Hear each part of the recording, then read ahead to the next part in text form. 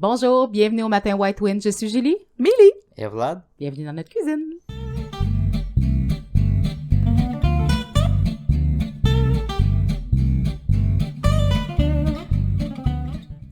Qui dit famille nombreuse dit bien souvent avoir plusieurs jouets, plusieurs types d'appareils électroniques, plusieurs vêtements. Et souvent, il y a de la chicane à savoir, c'est moi qui veux jouer avec en premier? Non, c'est moi qui l'avais.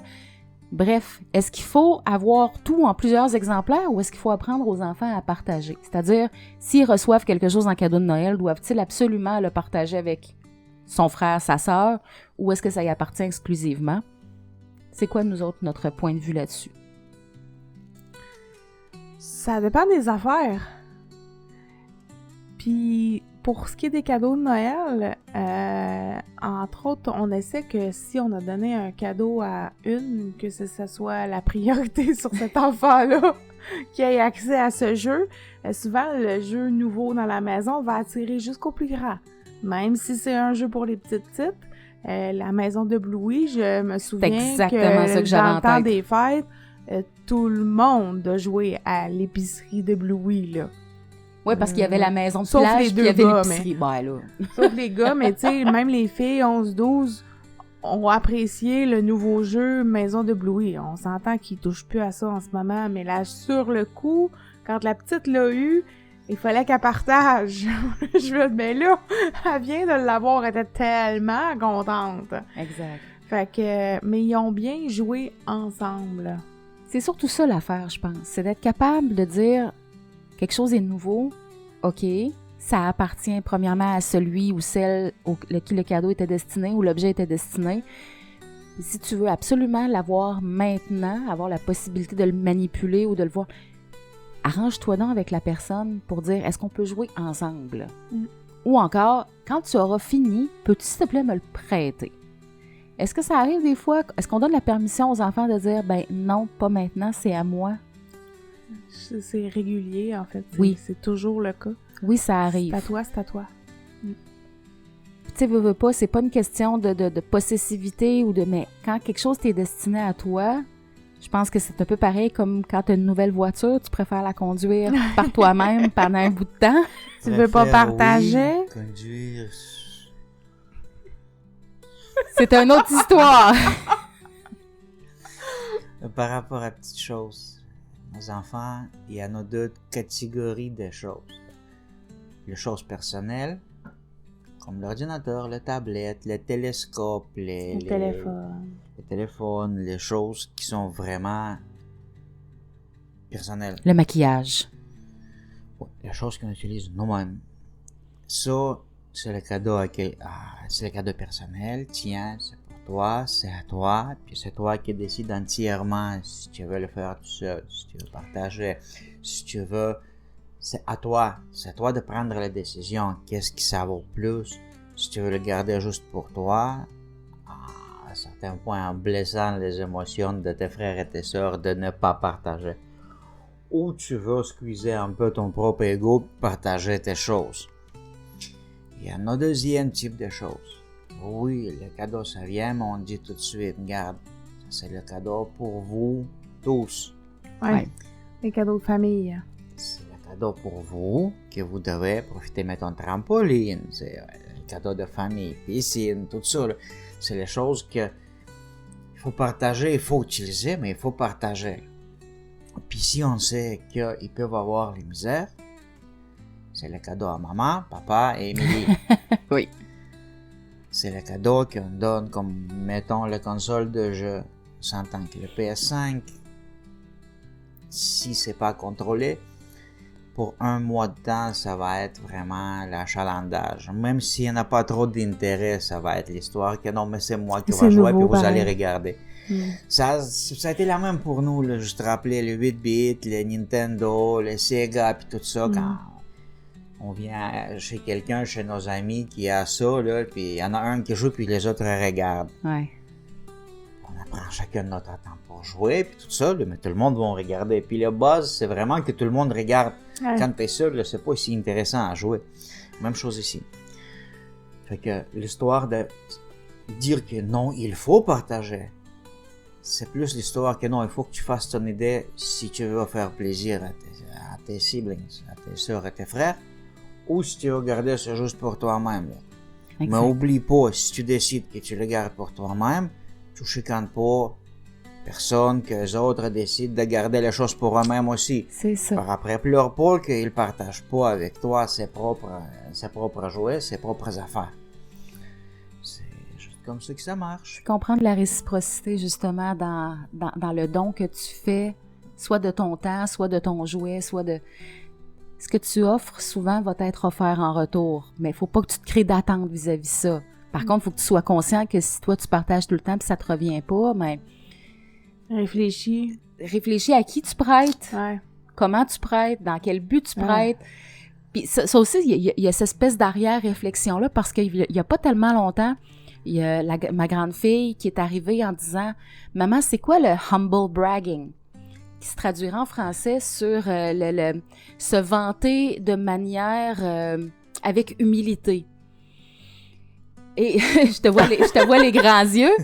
C'est que on voit souvent ça, les phénomènes sur les réseaux sociaux de gens qui vont donner, qui vont partager des choses en filmant, en disant « Regarde comment je suis gentil de partager, de donner », mais c'est pas nécessairement dans un but vraiment altruiste.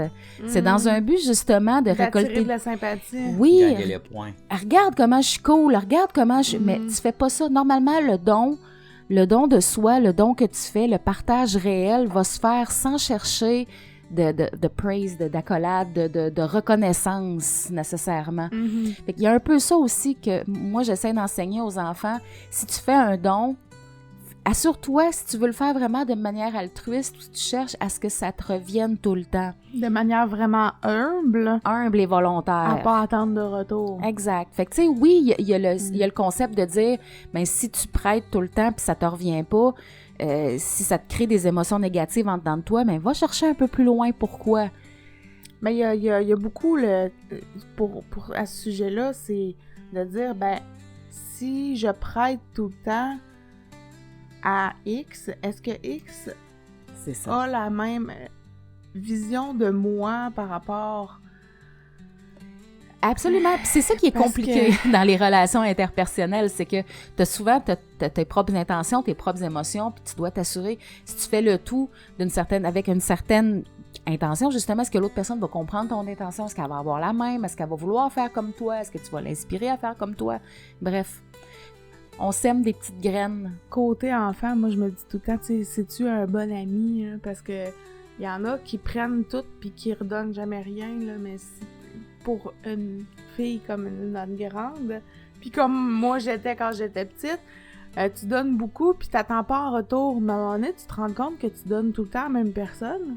Puis cette personne-là t'apporte rien. Il faut gager aussi le niveau de relation que tu as avec cette personne-là. Peut-être que c'est juste une personne qui est profiteuse. Je suis sûre que tu peux en dire autant. en finissant de parler, je me dis ça t'applique à toi aussi. Oui. Mais il y a ça aussi à inclure, parce qu'à l'intérieur de la famille, il n'y a pas de mauvaises intentions, ou tu sais, pas de... J'espère pas, mais ça se peut. Il y en a! Je pense qu'on donne les valeurs dans le sens que la famille, ça reste la famille.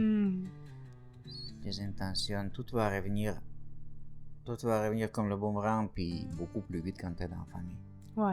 Puis si c'est pas de cette personne-là, il y a un cercle qui se crée aussi de dons puis de partage à l'intérieur, c'est-à-dire que si toi tu prêtes toujours à un, l'autre il prête toujours à l'autre, puis l'autre il prête à l'autre, puis ça fait que... Le phénomène donné au suivant. D'ailleurs, faudrait que je l'écoute avec les enfants, ce film, ça serait bien. C'est une bonne façon d'amorcer toute cette réflexion-là aussi, qui était très bien. Bref, juste pour souligner ce sujet-là, quand l'enfant est petit, oui, c'est mieux de l'expliquer toutes ces affaires-là, puis de guider de temps en temps. Non, donne ça à ton frère. Oui. Donne ça à ton frère, parce que ton frère, il attendait, il était patient. Puis je pense que ça va être raisonnable. Mais à partir de, je sais pas, un certain âge, quand l'enfant est déjà, je sais pas comment dire en français, toddler. Ben, un jeune enfant, un plus petit, là. Je dirais entre 3 et 5 ans, là. Toddler. vers 5 ans, je pense que normalement l'enfant doit déjà être capable de prendre ses propres décisions puis tenir les responsabilités pour ces décisions-là face à ses amis, face à ses frères et sœurs. Nous, là, moi, on va contrôler beaucoup, je trouve, c'est respecte ta parole aussi. C'est que t'as dit, je le prends 5 minutes, je te le donne après. Prends-les pas 25 minutes pour te sauver avec après. J'ai oublié. Ouais, c'est ça. Il y a comme ça, là, c'est le respect de la parole. Ce que tu as dit, tu dois respecter ce que tu as dit, là. T'as le droit de changer d'idée. Mais ça se discute. Sauf que là, si c'est pour promettre quelque chose à quelqu'un, puis finalement dire, ben non, finalement, surtout quand c'est une question de jouets, d'électronique, de, OK, je prends la Switch, je te la donne dans 20 minutes, ben, excuse-moi, dans 1h30, il va falloir que tu ailles la donner, là. Absolument. Toi, tu vas avoir un problème avec moi, parce qu'en plus, c'est ou ma Switch ou ta Switch. Là, vous échangez des affaires qui sont pas à vous autres. Mais encore une fois, il y a le principe aussi de dire, ben, ce que nous enseignons puis ce que nous exigeons de la part des enfants, on leur offre aussi. Mm-hmm. Fait qu'on on fait des plans, par exemple, en disant, ben, on va aller, je sais pas, moi, faire telle activité, mais on respecte notre parole. Puis si jamais il arrive quoi que ce soit, un contretemps ou quelque chose, ben là, on peut pas le faire maintenant comme on a dit qu'on allait le faire. Faut déplacer le plan un peu plus tard. Puis comme on s'est jamais défilé de ça, les enfants font confiance. Fait que c'est un peu ça aussi qu'ils comprennent à instaurer, encore une fois, entre eux autres. C'est de dire, ben OK, on est capable de tenir notre parole, justement, de se respecter les uns les autres parce que nos parents nous l'offrent aussi. Dynamique familiale. Parlant un peu si c'est mon Switch ou ton Switch, là, c'est pas la question de partager, c'est la question de séduire, c'est l'horaire. Parce que moi, personnellement, si, mettons, moi j'ai quelque chose, je le donne à un, enfin, je l'exige de ne pas donner à personne d'autre parce que je t'ai prêté ça à toi. Mm-hmm. Je peux pas le donner à quelqu'un d'autre par après, même si à l'intérieur de la même temps. Là. Non. Tu délègues pas. Ouais. Surtout. Parce que c'est ta responsabilité. Puis si quelque chose arrive, c'est toi qui vas être responsable entièrement pour ça. Puis c'est toi par après qui va pas avoir rien de ma part. On a eu cette discussion-là déjà pour quelque chose. Ben, il faut donner ce discours-là pour que les enfants comprennent. Tu prends, tu partages pas avec les autres. Tu dois le retourner. Puis cette personne à qui ça appartient, c'est lui qui va décider s'il veut partager avec l'autre personne. Parce que je dis pas juste les questions que c'est la responsabilité, quoi que ça brise, quoi que c'est quelque chose. Non, c'est le monde d'enfant, là. Moi, je t'aime, je te partage. Je l'aime pas, là, si tu vas le donner. Moi, je le donnerai pas. J'aime pas cette personne. Ouais, partager à quelqu'un que tu veux pas y partager. Et voilà. C'est que pour éviter tous ces conflits-là, ça doit être assez simple. Je te donne pour telle période de temps. Tu l'utilises par toi-même jusqu'à telle période de temps. C'est simple. Puis, ça doit être respecté. Je pense que si ça va être de même, dans le monde parfait, on n'aura pas de problème avec ça. Monde parfait. Toujours le monde parfait. Et c'est aussi important, autant important que dire oui, c'est aussi important de dire non, d'être capable de dire non quand on veut pas. Puis non, c'est une phrase complète. C'est-à-dire que moi, étant une personne qui a tendance à me surjustifier, à surexpliquer, même moi, il faut que je me mette une limite que si je dis non, ben, ça veut dire non pour le moment. Tu as le droit de me demander pourquoi. Puis ça, j'ai toujours dit aux enfants, vous pouvez demander pourquoi, mais si l'autre personne dit juste, pour là, c'est non, parce que je le sens pas ou... Tu as le droit. Tu as justement dit, c'est pas besoin de dire parce que. Ouais, c'est pourquoi? ça. Parce que c'est non. Puis, moi, c'est la partie où j'ai eu plus de misère parce que les enfants sont habitués de dire pourquoi. Puis il y a des situations où t'as pas à te justifier. Je veux pas. Je veux pas que tu rentres dans ma bulle. Pour toutes les raisons qui m'appartiennent à moi, je veux pas. Fait que si moi, au début, là, c'était vraiment conflictuel pour moi parce que je disais non merci. Ou non. Puis j'avais un « ouais, mais pourquoi? » Non. Non, c'est une phrase complète. Mais ils ont tellement eu l'explication que c'est difficile. Ça vient avec l'histoire qu'il faut être gentil, il faut être amical, il faut être tout doux. Tu sais, puis non, c'est non, ça sonne assez sec. Oui. Mettons. Mais des fois, il faut. C'est parce qu'il faut qu'ils apprennent aussi à l'accepter, ce nom-là. Parce qu'il m'appartient à moi. Si je dis non, est-ce que j'ai... Mettons, aussi simple que pour partager un électronique à moi, OK? Mettons, ma Switch. Est-ce que je peux prendre ta Switch, Émilie? Non. Oh, mais pourquoi? C'est parce que tu vois, moi là-dessus, une des raisons pour lesquelles je me suis toujours surjustifiée, puis probablement trop expliquée, c'est que il y a bien des fois où ce que les noms m'apparaissaient arbitraires, puis je comprends que c'est ma propre perception. Mais il y a des fois où ce que, tu sais, te faire dire non juste parce que je suis un adulte puis je te dis non, ben pour moi, ça fait pas de sens, parce que moi, je trouve que ma demande ou mon questionnement est raisonnable. Puis si tu me dis non sans m'offrir d'explication sur pourquoi tu me dis non, puis pourquoi si tu me dis non, c'est parce que tu trouves que c'est pas raisonnable, je le comprends pas pourquoi. Puis après ça, ben je deviens que je formule plus de demandes parce que si je veux me faire encore dire non sans expliquer, ben j'aime autant mieux rien demander.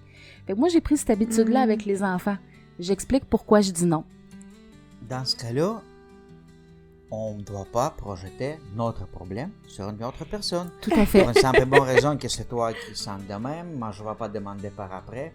Désolé, mais ça s'appelle le respect de consentement de quelqu'un. Absolument. S'il dit non, là, tes sentiments, tes émotions, puis tout ça, là, écoute, tu poses les questions, est-ce que je peux?